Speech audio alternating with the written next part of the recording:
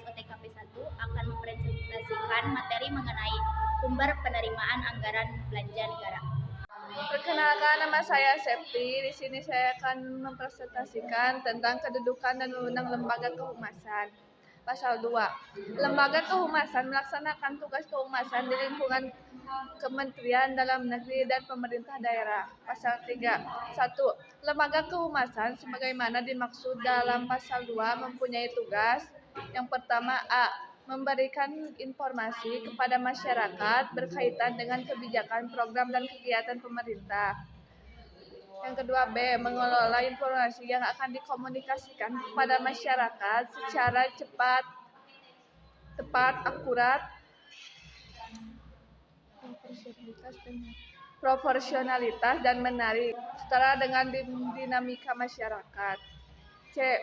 Menyampaikan informasi kebijakan, program, dan kegiatan pemerintah secara lengkap, utuh, tepat, dan benar kepada masyarakat. D. Memberikan kesamaan visi misi dan persepsi antara masyarakat dan pemerintah. E. Memampu aspirasi publik sebagai masukan dalam mengevaluasi kebijakan, program, dan kegiatan pemerintah. Yang kedua, lembaga kehumasan sebagai mana dimaksud dalam pasal komunikasi pemerintah kepada masyarakat. Pasal 4. 1. Pejabat kehumasan di lingkungan Kementerian Dalam Negeri bertindak sebagai juru bicara Menteri Dalam Negeri. 2. Pejabat kehumasan sebagaimana dimaksud pada ayat 1 bertanggung jawab kepada Menteri Dalam Negeri melalui Sekretaris Jenderal. Pasal 5. 1. Pejabat kehumasan di lingkungan pemerintah daerah provinsi bertindak sebagai juru bicara gubernur. Yang kedua, pejabat kehumasan sebagaimana dimaksud pada ayat 1 bertanggung jawab kepada gubernur melalui sekretaris daerah provinsi. Pasal 6. 1. Pejabat kehumasan di lingkungan pemerintah daerah kabupaten kota bertindak sebagai juru bicara bupati atau wali kota. Pasal 6. Pejabat kehumasan di lingkungan pemerintah daerah kabupaten atau kota bertindak sebagai juru bicara bupati atau wali kota. 2. Pejabat kehumasan sebagaimana dimaksud pada ayat 1 bertanggung jawab kepada bupati wali kota melalui sekretaris daerah kabupaten kota. Pasal 7. Pejabat kehumasan Pasal 7. Pejabat kehumasan secara fungsional dapat berkoordinasi dengan Menteri Dalam Negeri, Gubernur, Bupati, Wali Kota dalam hal A. Meminta pendapat mengenai rencana penyampaian informasi tertentu. B. Meminta arahan dan penjelasan untuk mengenai latar belakang pengambilan kebijakan, keputusan, dan tindakan pimpinan yang dianggap perlu. Dan yang C. Menyampaikan laporan tentang umpan balik dari masyarakat terhadap kebijakan pimpinan yang dianggap perlu. Pasal 8. Pejabat kehumasan sebagaimana dimaksud dalam pasal 4 dan 5. Pasal 8. Pejabat kehumasan sebagaimana dimaksud dalam pasal 4, pasal 5, dan pasal 6 diikutsertakan dalam rapat pembahasan dan perumusan berbagai kebijakan warga di lingkungan kerja masing-masing. Pasal 9. Pejabat kehumasan Kementerian Dalam Negeri, pemerintah daerah provinsi, dan pejabat daerah kabupaten atau kota mempunyai wewenang A. Mencari, mengolah, dan menganalisasi informasi. B. Menyusun dan melaksanakan program dan kegiatan strategis kehumasan untuk meningkatkan citra pemerintah yang bersih dan bertanggung jawab. C. Memberikan informasi kebijakan. D. Menyebarluaskan informasi kebijakan pemerintah, politik, pembangunan, dan kemasyarakatan. Yang terakhir, E. Menanggapi berita dan pendapat publik yang berkaitan dengan penyelenggaraan pemerintah, pembangunan, dan kemasyarakatan. Bismillahirrahmanirrahim. Assalamualaikum warahmatullahi wabarakatuh. Perkenalkan, nama saya Neng Anissa. Di sini saya akan menyampaikan materi mekanisme pembayaran luasan informasi di lingkungan Kementerian Dalam Negeri. Pasal 21. Penyebar luasan informasi di lingkungan Kementerian Dalam Negeri dilakukan oleh Sekretaris Jenderal melalui Kapuspen Kementerian Dalam Negeri. Pasal 22 yang ke-1, penyebarluasan informasi sebagaimana dimaksud dalam pasal 21 dilaksanakan melalui proses koordinasi dengan para pejabat terkait di lingkungan Kementerian Dalam Negeri. Yang kedua, proses koordinasi dengan para pejabat terkait di lingkungan Kementerian Dalam Negeri sebagaimana dimaksud pada ayat 1 dilakukan melalui tahapan A. Staf kelumasan melakukan pengumpulan dan pengklasifikasi data dan informasi. B. Pejabat kelumasan melakukan analisa data dan informasi sebagaimana dimaksud pada ayat 2 huruf A sebelum dipublikasikan kepada masyarakat. Yang ketiga, para pejabat terkait di lingkungan Kementerian Dalam Negeri sebagaimana dimaksud pada ayat 1 wajib menyediakan, melaporkan, dan memberi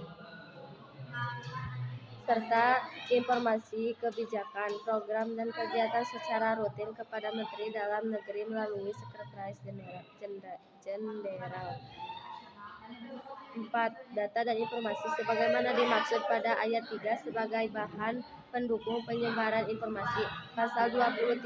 Sekretaris Jenderal melalui Kapuspen dapat berkoordinasi dengan para pejabat terkait di lingkungan Kementerian Dalam Negeri, pemerintahan daerah, informasi, dan kabupaten kota untuk mengumpulkan dan klarifikasi data serta informasi publik.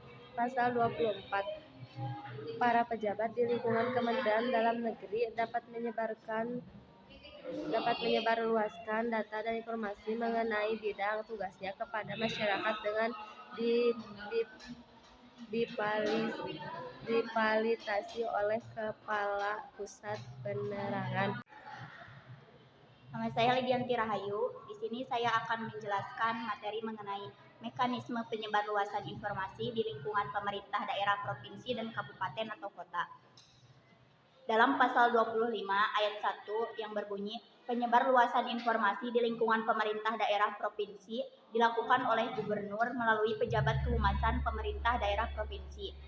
Pasal 25 ayat 2 yang berbunyi, penyebarluasan informasi di lingkungan pemerintah daerah, kabupaten, atau kota dilakukan bupati atau wali kota melalui pejabat kehumasan pemerintah daerah, kabupaten, atau kota. Dalam pasal 26 ayat 1 berbunyi, penyebarluasan informasi sebagaimana dimaksud dalam pasal 25 ayat 1 dilaksanakan melalui koordinasi dengan pimpinan SKPD di lingkungan pemerintah daerah provinsi. Pasal 26 ayat 2, penyebarluasan informasi sebagaimana dimaksud dalam pasal 25 ayat 1 dilaksanakan melalui proses koordinasi dengan pimpinan SKPD di lingkungan pemerintah daerah, kabupaten, atau kota. Pasal 27, proses koordinasi dengan pimpinan SKPD di lingkungan pemerintah daerah provinsi, kabupaten, atau kota sebagaimana dimaksud dalam pasal 26 ayat 1 dan ayat 2 dilakukan melalui tahapan yang pertama, pengumpulan dan pengklasifikasian data dan informasi oleh petugas kehumasan. Yang kedua, analisa data dan informasi oleh pejabat kehumasan sebelum dipublikasikan kepada masyarakat. Pasal 28 ayat 1 berbunyi, pimpinan SKPD di lingkungan pemerintah provinsi dan kabupaten atau kota sebagaimana dimaksud dalam pasal 27 menyediakan, melaporkan, dan memberikan data dan informasi kebijakan, program, dan kegiatan secara rutin. Pasal 28 ayat 2, data dan informasi sebagaimana dimaksud pada ayat 1 untuk wilayah provinsi disampaikan kepada gubernur melalui pejabat kehumasan pemerintah daerah provinsi. Dan untuk wilayah kabupaten atau kota disampaikan kepada bupati melalui pejabat kehumasan pemerintah daerah, kabupaten, atau kota. Pasal 28 ayat 3, data dan informasi sebagaimana dimaksud pada ayat 1 sebagai bahan pendukung penyebarluasan informasi. Yang selanjutnya pasal 29 ayat 1 berbunyi, pejabat kehumasan di lingkungan pemerintah daerah provinsi dapat berkoordinasi dengan pimpinan SKPD di lingkungan pemerintah daerah provinsi dan kabupaten atau kota untuk klarifikasi data dan informasi publik. Pasal 29 ayat 2, pejabat kehumasan di lingkungan pemerintah daerah, kabupaten atau kota dapat berkoordinasi dengan pimpinan SKPD di lingkungan pemerintah daerah, kabupaten atau kota untuk klarifikasi data dan informasi publik. Selanjutnya, saya akan menjelaskan materi mengenai mekanisme penyebarluasan informasi di lingkungan kecamatan, kelurahan, dan desa. Dalam pasal 31 ayat 1 berbunyi, camat atau sebutan lain, lurah dan kepala desa atau sebutan lain wajib mengirimkan bahan-bahan informasi yang harus disebarluaskan mengenai situasi dan kondisi yang berkembang di wilayahnya kepada pejabat kehumasan kabupaten atau kota.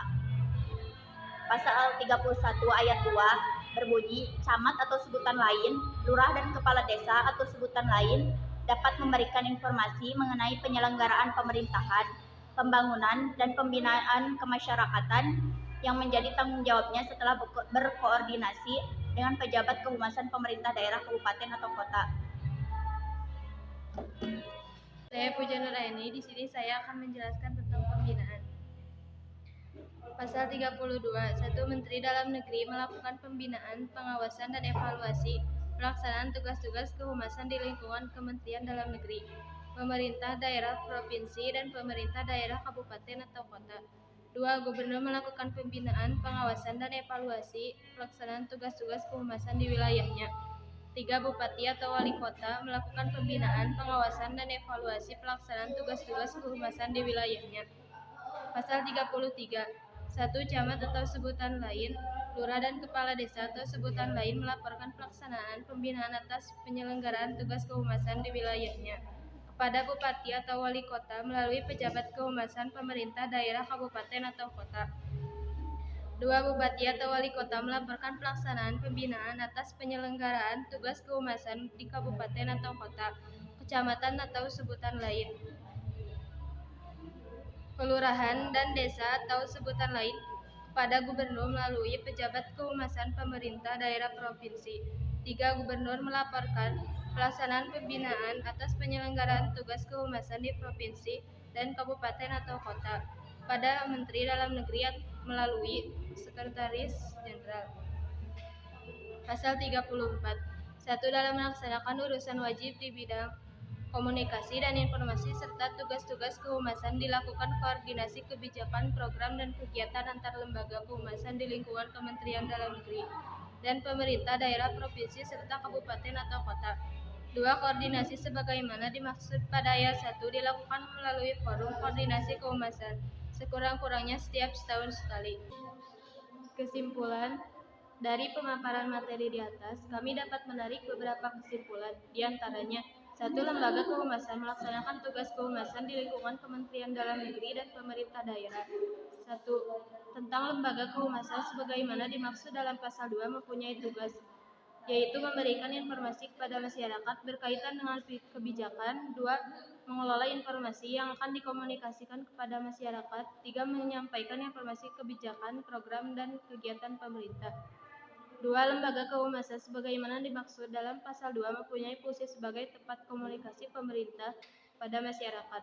Adapun juga ruang lingkup kehumasan meliputi 1. Manajemen hubungan masyarakat, 2. Hubungan kerja dan koordinasi antar lembaga, 3. Pengembangan analisa media dan informasi, 4.